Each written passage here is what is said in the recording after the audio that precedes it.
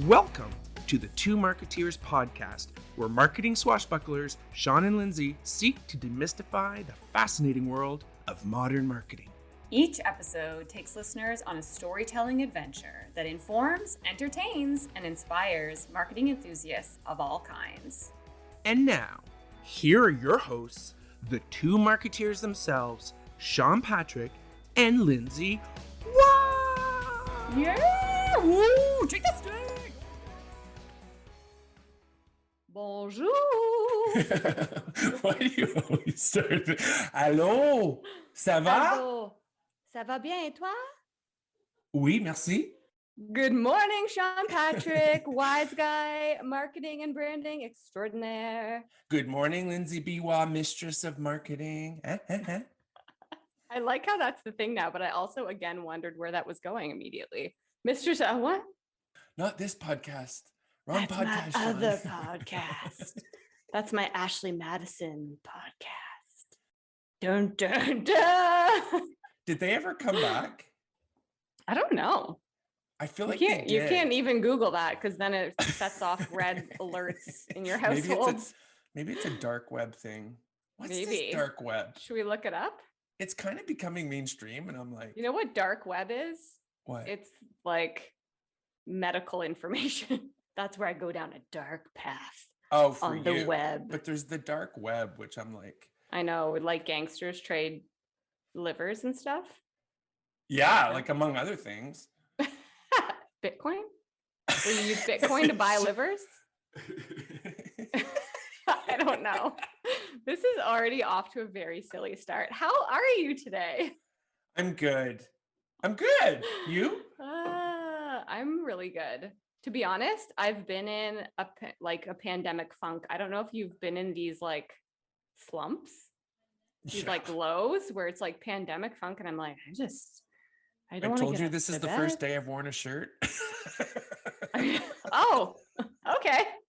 What qualifies? So Sean put on a top, and we're all very happy just to not be looking at your shoulders right now. I'm wearing one thing with a button. I mean, that is like something with a button or a fastener. That's big. Thank you for these. Thank you for these every 2 weeks recordings. That's like jeans day. Do you have jeans day? Once a week I put on my jeans to make sure they still fit me. Oh, jeans day used to be casual day, and now it's like jeans. What's the occasion? I had this exact conversation with someone yesterday where they're like, remember how casual day used to be jeans and now it's like pajamas on the bottom? Like we've taken it to a whole new level. Yeah, I do change. Like I don't work in what I slept in. I'm not even going to talk about what I sleep in. You just can't fit your undie pants. Okay, keep your undie pants to yourself. No, I wear legit sleep bottoms. Oh, I think we've talked about this before. Your sleep shorts. Yeah, and I'm like, what the hell is a sleep short? So the few things that have changed in my pandemic life is I pay top dollar on only essentials, and then I stretch those as like sleep shorts, underwear, sleep shorts. Keep it to yourself, sleep shorts. We're trying to keep it clean. This is a clean episode. Sometimes there's a fine line between undie pants and sleep shorts. We don't want to have to mark this episode with that little explicit E. So keep your undie pants stories to yourself at this time. Okay. So yeah, this started with the pandemic slump. I'm great today because I feel like I finally got out of it this morning. It's been like a week of like, I can't do it. So I'm super pumped to be talking to you. Yeah, it gets me through. Yeah, I'm totally like, I'm like, just, it's the limbo. It's officially limbo. It's limbo. Like of knowing when things will and will not open? That limbo? What's next, period. I don't even think about that anymore. It's just like, when can I have a friend over? Or I need a friend first. When I was going to say, start with when can I find a friend? Just make it clear to everyone, Lindsay and I are not friends. Let's just be we're very not clear friends. about that. We're besties, Sean, but not friends. We're BFFs who hate each other on the inside and love each other deeper on the inside. No, it's not that we hate. We just don't care enough about each other. We're a kinder egg of ambivalence. Do you know that I forgot about this? Do you know that I think it's still a fact? Kinder eggs are banned in the US Why? because they're dangerous. For what? Oh my God, let's park that. Because of the small Okay. pieces. Someone, there's things about, oh, you can buy a gun, but you can't buy a Kinder egg. Hmm. That was a Interesting. thing. Let's not let those kids get all hopped up on sugar and swallow a tiny piece of Lego, shall we say? Lego. Segway. Segu. I wonder if Lego's done anything interesting lately. I wonder. So this is exactly like the Barbie episode experience where I was like, oh, let's just talk about this awesome article and initiative that Lego's doing. And then you start to be like, Lego, brand purpose, Lego, blah, blah. And I'm like, I actually had no idea the legacy of the Lego brand. And it is fascinating. I mean, how coincidental or ironic is it that a block building brand has the probably the strongest branding structure I have ever seen.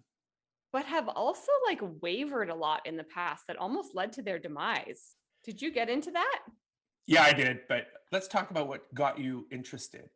Okay. So we were chatting in our little status. We have a status meeting in our Two Marketeers status meeting. This is actually it. Yeah. What are we talking about this week? This, I guess. And we came across this trending topic. Boom, boom, boom. And the article came from The Guardian, and it's written by Helen Russell. So this was written on Thursday, May 20th. Hey, Helen. Woo-hoo. Shout out. We like your Helen article. Russell. You did a really great job. In The Guardian. And the article is titled, Everyone is Awesome. Lego to launch first LGBTQ plus set. And we're like, woo, this is cool. Okay, but what song went in your head? What song when you read that headline? Are you a Lego movie fan? Everything is awesome. Do you know that song? Oh, is that? No. Oh my God. No. You have no idea. That's kind of the song that came out of the Lego movie, which was awesome, starring my buddy Will Arnett. He's not really my buddy. I wish he was. Yeah, and it was this everything is awesome. So that's why. Really? That's why the headline says that. Yes. No way. I did too little research. No, I wouldn't say that. I think it's more if you had to. That's the part where you saw the movies, which doesn't really align with your timeline of having kids of and all life. That sort of stuff.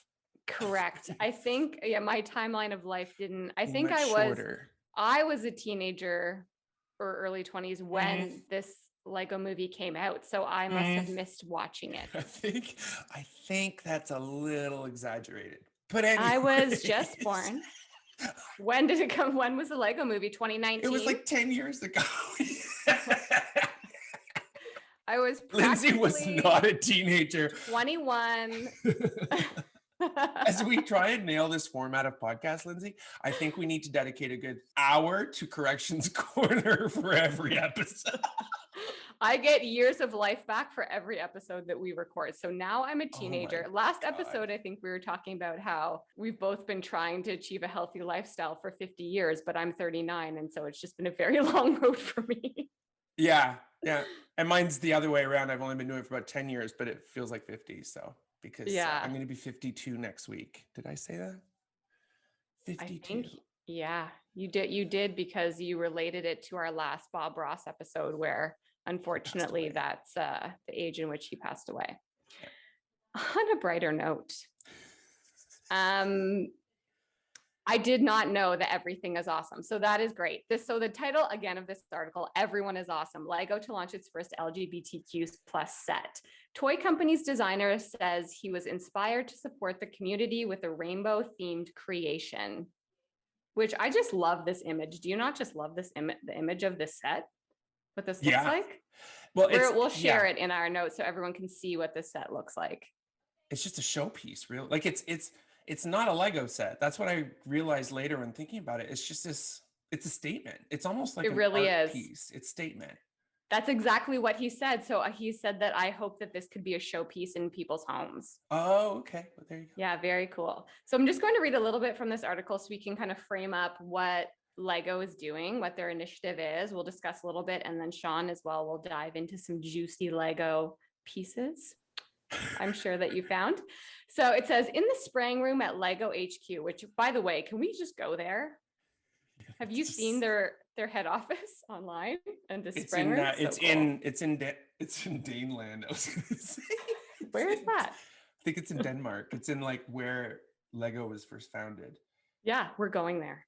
Okay. Okay. So as soon as restaurants open first, then we'll go there. It's going to be a phase. Yeah. Okay. So in the spraying room at Lego HQ, tiny figurines are layered with bright, glossy paint before being placed on a rainbow-esque arch. The result, a waterfall of color with 11 brand new minifigures striding purposefully towards an imagined brighter future, is the Danish toy maker's inaugural LGBTQIA+ set titled Everyone is Awesome.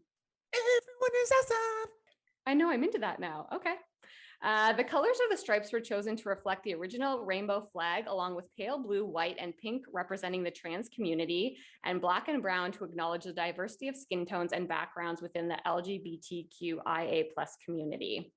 So picture it like it's almost like one bookend of a set. So it's like it's shaped like a three-dimensional L, with all these 11 stripes they're talking about cascading vertically. It's almost like, I don't know, but maybe those pieces come apart, and then on each piece, slowly advancing consecutively from one end to the farthest end, which is the dark, like a dark brown, are different monochrome characters that just kind of transcend race. They transcend sex or gender, I should say, preference, any of that stuff. And it's just beautiful. Like it really is, but beautiful. It's 100% Lego. There's no straying from the brand. Yeah. So it says in all but one case, no specific gender has been assigned to the figures, who are intended to express individuality while remaining ambiguous. The exception, a purple minifigure with a highly stylized beehive wig, is a clear nod to the fabulous drag queens out there, said the designer, Matthew Ashton, who initially created the set for his own desk.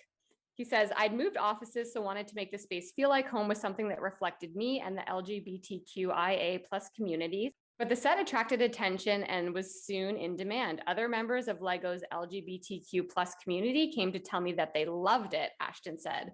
So I thought maybe it's something we should share. He also wanted to be more vocal in support of inclusivity. And I love this statement from him. So he says, growing up as an LGBTQ+ kid, being told what I should play with, how I should walk, how I should talk, what I should wear, the message I always got was that somehow I was wrong, he said. Trying to be someone that I wasn't was exhausting. I wish as a kid I had looked at the world and thought, this is going to be okay and there's a place for me. I wish I'd seen an inclusive statement that said, everyone is awesome. Isn't that beautiful? Yeah. Get the tissues. I know. I'm just like, oh, it's heartbreaking that children look around and have looked around for decades and decades thinking that they don't belong. Yeah, it is. I am going to cry. Yeah. So Ashton said he was really happy to work for a company that wants to be outspoken over such matters. Jane Burkett, a fellow LGBTQIA+ employee at Lego who works in the supply chain operations, agreed. I've been at Lego for 6 years and I've never hesitated to be myself, which isn't the case everywhere. When I joined Lego, I hoped it would be an inclusive place, but I didn't know. People like me wonder, will I be welcome here? And the answer is yes, but this set means that now everyone knows it. So the set goes on sale, I guess has gone on sale on June 1st at the start of Pride Month. But a few AFOLs, adult fans of Lego, and gayfols have been given a preview. He says, this set means a lot, says Flynn DeMarco, a member of the LGBTQIA AFOL community and a contestant on the television show Lego Masters US, best show ever. Often LGBTQ+ people don't feel seen, especially by corporations. There's a lot of lip service and not a lot of action, so this feels like a big statement. Cool. Amazing. So we saw this come up and, we talk about brand purpose and inclusivity and values and brands stepping up to support that. And we couldn't help but talk about this because it's such a great initiative on behalf of Lego. Yeah. And then I did my homework. Yeah. Can I tell you one? Maybe I'll layer this in later. No, tell me. Okay. So just one thing quickly about this set before we move on is that The first thing I did was go to Instagram, right? So I go to Instagram, I'm looking at the Lego channel, and I see that they've posted a couple of different posts about the launch of this set. And I started to dive into the comments around what people are saying about this set being launched. And clearly, there's a lot of comments happening there about people being like, good for you, Lego. I can't wait to buy this. This is going to be a showpiece in my home. It's amazing to see, diversity and inclusion as part of your sets. But there was a lot of other comments, which I am just still dumbfounded by. People who are, against Lego doing something like this. Mm-hmm. And they don't feel that there should be a place within the Lego brand for inclusivity like this. So, I think when you talk about brand purpose and things a lot, and you do it as part of your job, and you try to help work with brands to, push them to be inclusive and to live their purpose and define their values and be for the people and use their voices and their budgets and all of that stuff to support people in the world. You think that a lot of companies and a lot of people are actually doing this, and people are aligned, and everyone's seeing it, and people are feeling really good about it. And I just think sometimes I'm a little bit blind to the fact that there's a lot of people who still don't agree, which is heartbreaking to me. Well, I guess as you live in your bubble, and I don't mean that you, Lindsay, as we all live in our bubble, we've had a year with all these big changes, mostly inclusivity and Black Lives Matter and all those sort of things. I can't believe how much more aware I've become watching things like old episodes of Friends. Let's be honest, watch the Friends reunion, which that should be its own podcast. It was beautifully done. I actually had low expectations. It's actually also a Lego set. They did a Lego set for that. I know, in the Central Perk. Yes. Right. Anyways, that's so cool. With all that, I think it needs. These are important times for us to say, look, there's a reason this hasn't happened sooner. As much as it's inexcusable and that sort of thing, is we're going to have to realize that we're even more isolated than we were of what I would call the parts of the world where this is not okay. And I say other parts of the world as if it's a geographical location-based thing, and that's not what I mean. So I think social media is always that great sort of eye-opener. What I love about that is that there's an article that I'm going to talk about a little bit about talking about 5 lessons that Lego has learned and how they use them moving forward. And actually, what you just exemplified is rule number 1. You have to be willing to take risks. And if you don't, that said, you have to take informed risks. You have to know in 2021, this is exactly Lego applying its framework and what it's learned in a business practice. And you know what I mean? Do you think that that's a surprise to them? Absolutely not. Do you remember the days, Lindsay, when we had clients saying they wanted to be on social media, but they didn't want to, what was it? There was things like they wanted everything monitored, and they didn't want to say certain things. And there was that pain where you had to say, you have no choice now, because if you're not okay with negative sentiment, then you're out. Right? And I think that's what's actually, as disheartening as it was to see a lot of those comments of people who don't agree with Lego doing something like this. There was also, I spent hours reading the comments and reading the back and forth, and a lot of Lego advocates jumping in and having the conversation and speaking to people. And it's like, even if there is going to be a polarizing view of a launch of a set like this, that conversation has to be had. And so even if you're giving those people, and you're giving those people where Lego is in support of inclusivity and diversity, and you're giving diverse and inclusive people who support the Lego brand a platform to actually chime in, say how they feel, have that conversation. And so hopefully with brands like Lego, who, is one of the biggest brand in the world. It was actually, I think a few years ago, it was the number one brand in the world. Number one brand in the world. Yeah. Supporting things like this, that it gives people more of that platform to feel that they're being heard, to have that conversation, and to use their voice in support of something like this. It speaks to so much more. Like, even, I'll bring it back to the Friends episode, where there was a lot of chatter around that saying, like, You can't watch a show from 20 years ago and judge it now. You have to kind of look at what was the landscape like. So they were definitely talking Mm-hmm. about certain things, certain scenes, certain things that were just not okay. And it's like, absolutely. And we know that now. On the other hand, Right. many of the Friends community called out that you realize that the first episode that Ross's wife was a lesbian. That didn't happen. Do you know what I mean? Right. Like they talk about a lot of this stuff and they say, listen, not groundbreaking now, but groundbreaking for its time. And they didn't say they did that. Do you know what I mean? It's that idea of that story doing is they didn't come out and say, look at us. They were actually like, they let the community, because they would probably say, arguably, you know, a lot of the topics we covered could be covered more appropriately today. And they did this whole piece on the show where they showed how people who did feel like outliers, who were just like this Matthew Ashton, I think, Hmm. they felt okay. Friends made them feel accepted in however they needed to. So that, you know, it's just, I think that's the lesson I got from this whole thing is don't avoid the conversation. Don't You can't. confront it, but don't avoid it. Oh, you can confront it if you want, but don't confront it to win. Confront it or address it to let a conversation play out. And however that plays out, it's okay, because it's fuel for the next conversation. If you really do want to make a difference, don't judge back. Do you know what I mean? Don't Yeah. judge the people who are against something. Help to understand, okay, why are they saying this? Because that's the divide that will just be, okay, then we'll just flip it the other way. So I love the little piece of information that you shared that isn't this huge news around marketing. It's actually, it Mm-hmm. transcends that. It's more important from a cultural piece. But as one of the largest, and I believe they are the largest toy brand in the world. Yeah.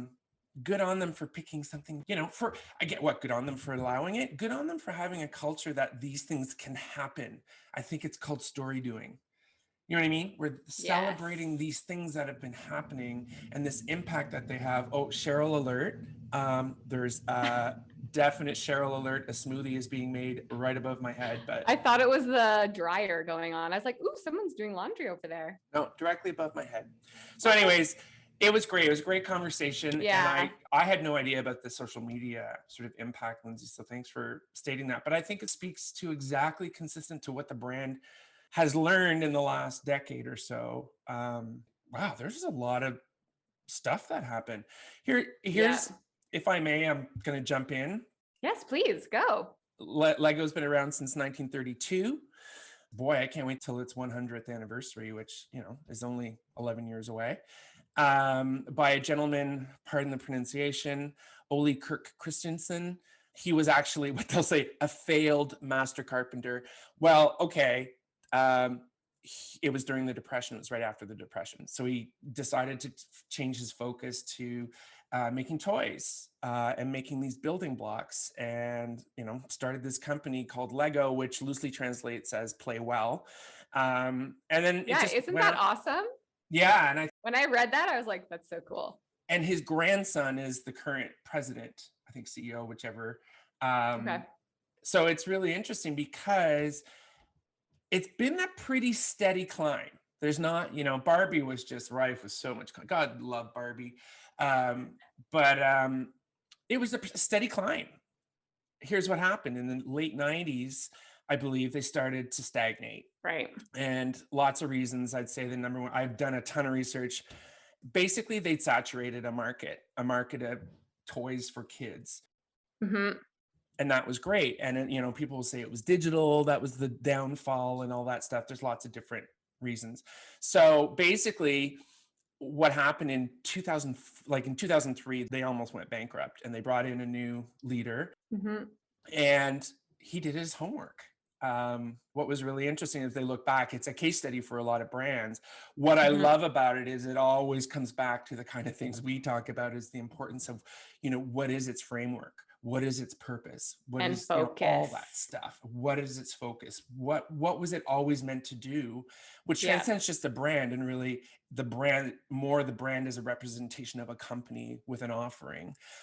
So to kind of summarize what happened, they turned it around, and it's a huge case study. What happened was essentially they looked at what was going on, and they had forgotten they had forgotten who they were. They had lost Mhm. sight of what it was they provided, why they existed. Yeah, as they For try to example, diversify, right? yeah, so they diversified and in digital, all that thing. They even actually like diversified in trying to create entertainment. So, Yeah. programming and that sort of stuff. Well, it failed because they did it themselves. They don't know how to do content. Yeah, chasing a bunch of things that they don't know how to do well Right. as toys. And then what they did do is they partnered with, like, had huge success with, Harry Potter collaboration and a Star Wars collaboration, all that stuff, and actually became the biggest source of their revenue. The problem was, if there wasn't a movie to launch, they had nothing. Their business was no longer dependent on what they could control. Right. So whatever year it was, I think 2003 or in that area, they were having very low revenue because movies just weren't coming out. And that's when a lot of companies will do that, is they start to stagnate. They kind of look at where they should go, and they became all about innovation. And the problem Mhm. with that was they became innovation for the sake of, what I would say, for the sake of innovation. And they got very Right. lost in themselves. So they did their work, and turned it around slowly but surely. uh, I think this is a good time for me to go into an article that was on LinkedIn that talks about 5 things that are lessons learned. I'll Okay. cover them really generally because it's just really interesting, specifically because of what Lindsay talked about. So the author of this article is Tanu Tiwari, and it was published in February of this year, which I love. It's hard to believe that Lego, that has been around since 1932 without a single year of loss, was close to going bust in 2003. Sales were down 30% year on year, and it was in a debt of 800 million. Whoa. Yeah. So fast forward to 2015, they're reported, 660 million pounds. I'll talk about some of the current figures in a little bit, but basically they talks about 5 things to remember, lessons learned. Number 1, understand that change would mean risk. So Mhm. at that time, that sort of crux of, okay, what are we going to do? They did some bold moves, which in retrospect seems like, yeah, it just seems obvious. But they sold off a lot of their assets. A lot of their, Right. they were making too much product. Product was the cost of manufacturing more diverse ranges of products cost more money. Margin was coming Yeah. way down. All that stuff. So they really made some big moves, shutting down things, reducing something like a product line of 7,000 items to 3,000, all that stuff. Number 2, which I think Lindsay will love, is using data and not guesswork to back the decision making. Mhm. I do love that. The company's leadership had different ideas about what was causing such massive losses, and I think that was the problem at the time. Silos, different ideas, and they were all pretty much based on speculation or assumptions, which, right, Lindsay? No. Yeah, we don't do that. Some blame the popularity of video games. This is the whole idea of digital disruption, while the others blame diversification. They had little understanding of which products were making money and which were losing. Oops. Yeah. It was just one big blend of how are we doing this year. I think Lindsay and I have worked at some organizations that have done that sometimes. So basically this new guy who came in, I think his name is pronounced Knudsstorp or Knudsstorp, used the help of finance director to run an in-depth financial analysis and product line. So analysis, data, and they made all their changes based on true analysis that had never been made. And that's where that all happens. Well, don't you feel like that's such a classic case where you launch this product, it goes extremely well. You've never had to worry about sales. Sales are Sells climbing. itself. You're making all of these different things. And now you're like, oh, we need to diversify. We need to innovate. We should kind of like, they look at models like Disney where they're like, now we need to do movies. Now we need to do theme parks. Now we need to do all of this stuff. And you lose, like you say, you lose your focus on what the brand actually does very well, what's important, what is behind their purpose, and what they can actually deliver on. And without any information that you've probably never had to track before because you were always just doing very well. Year over year, sales were good. So you never had to dive into the nitty gritty of what was going on. Yeah. And when you start to actually think that way and peel back the layers, you're like, actually, all of these different streams aren't contributing well to the success of our company. And so which ones based on the data are we going to lean into so that we can continue our success and get rid of the stuff that doesn't work? Well, don't get me started on my yin yang of product and brand. They got product focused. I don't know that they even needed to reflect that much on their brand because their products just kept doing so well. And they sold themselves in a lot of cases. Exactly. And when something will sell itself based on value until it doesn't, until it's too competitive a marketplace, and most important, until a company loses sight of what its products are supposed to solve. And that's what a Mhm. brand does, right? So there's some really interesting stuff. Anyways, number 3 moves right into innovating without losing the grip. And that's the idea is, hey, they didn't go back to the old. They looked at who we are and how do we have to pivot or redirect what that means today. They have to constantly innovate. And actually, I just think it's amazing right now with some of the stuff we'll talk about. But what's happening right now with Lego is huge. Right now, June 2021, huge shit is about to happen. So the idea is that, but this is way back. This was way back, right? They were doing this from 2004 and onward. Right. It's the idea about really harnessing why you're innovating, what that innovation is, and in the end, never losing sight of you're only innovating to solve the problem that your consumers are facing. Mhm. I think one example that Isn't was that really so true now in a pandemic? yeah. It's like all of the lessons they learned in 2003, focus on what you're good at, focus on delivering value, Take some risks, be but where your make fans calculated are. risks. Yes, measure Exactly. success. It's like you could read that right now and implement that playbook today to drive Yeah, success of your business in this time. a perfect example of losing sight of innovation. I thought you'd love this. Is that at one point they created this whole new line, and I know you're probably familiar with like these. They went from being building blocks more being these little scenes. It's just like the Friend Mhm. Central perk. And I remember buying my daughter that stuff. And when I heard this story, I'm like, that was so true. They started making component sort of sets. The thing was that they were very simple. And the idea is once they were built, they would play with them. Right. Okay. Yeah. Here's the problem. They took 10 minutes to build. So parents Mm. who knew Lego to be hours of fun. I'm telling you, I was a Lego fan. I had it all. And hours we would build, right? We would build Yeah. towns and then we would like make things, all that stuff. But then when it was done, it was a showpiece for a while. You showed it off and then you took it apart. Right. Now we don't take things apart with No, the the sets. other thing is our parents or the parents now who are the kids who played for hours were looking for things, and that's what Lego offered. They got distraction for 10 minutes and then their kids were running around again. Yeah. So it wasn't solving a very key problem of actually the core buyer. So that was really interesting insight because I think of, yeah, I remember like we had a place up north and it would be an hour and a half drive and we would buy my youngest daughter one of the Friends sets and it's not the Friends. I think they were called Friends. And it was these Yeah. characters, they did all this stuff. We think, oh, and she can play with it while we're up there for the weekend. It would barely make it past the ride. Like our car became a collection. It was like Happy Meal toys. Yeah. So that was just the idea of like, okay, they tried it. It wasn't a measure of sales. It was a measure of really disappointing the buyer, right? The parent. Yeah. So that was a really good sort of like controlling that innovation and measuring it.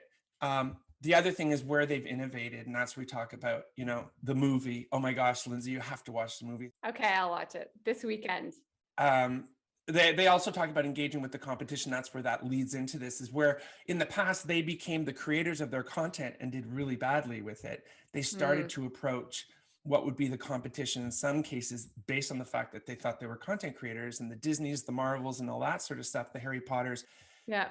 What I think fundamentally changed was they started dipping their toe into digital. And what they lost focus of is Lego is all about the physical. So they Yeah. became, with these partnerships, they became the physical extension of this entertainment to make it real for them. They totally flipped it. As opposed to Lego should go digital, digital has such an opportunity to come to life through Lego, and they made great Right. partnerships. Cool. And for the properties themselves, because if you go see a Harry Potter movie, you can go see it only so many times, you can buy the movie, but in the end, your kids want to go and build Hogwarts, or they want to have their own story.